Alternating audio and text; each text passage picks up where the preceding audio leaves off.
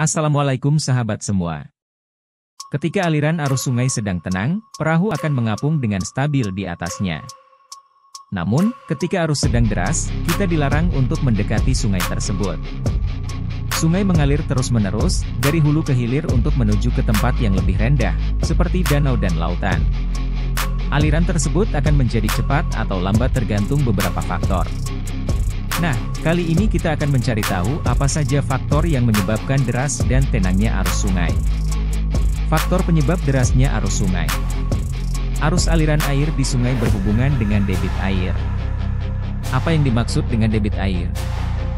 Menurut ilmu hidrologi, debit air adalah ukuran dari banyaknya volume air yang mampu melewati suatu tempat ataupun yang dapat ditampung di dalam sebuah tempat per satuan waktu. Debit air sungai bisa berubah dan tidak tetap, karena dipengaruhi oleh beberapa hal, yaitu sebagai berikut. 1. Curah hujan. Pada musim penghujan, biasanya arus aliran air sungai lebih deras daripada saat musim kemarau. Ini terjadi karena air hujan akan jatuh ke permukaan bumi, termasuk sungai, laut, danau, dan permukaan air lainnya. Akibatnya, volume air akan bertambah. Semakin deras dan lamanya hujan berlangsung, maka semakin banyak volume air di sungai akan bertambah. Kondisi ini sangat berbahaya jika kita melakukan aktivitas di waktu tersebut. Itu sebabnya, saat musim penghujan, kita dianjurkan untuk tidak melakukan banyak aktivitas di sekitar sungai karena bisa menimbulkan bahaya. 2. Bentuk topografi. Apa itu topografi? Dilansir dari KBBI, topografi yaitu keadaan muka bumi pada suatu kawasan atau daerah. Nah, sungai juga memiliki bentuk topografi yang berbeda-beda. Semakin miring suatu permukaan tanah atau daratan, maka debit air juga akan semakin besar. Itu mengapa jika permukaan sungai curam, maka arusnya akan sangat deras. 3. Vegetasi. Vegetasi adalah kehidupan tumbuh-tumbuhan di sekitar atau di kawasan sungai. Jika suatu sungai ditumbuhi oleh banyak tumbuhan, maka air hujan yang jatuh akan terhalangi oleh bagian dari tanaman seperti daun dan dahan.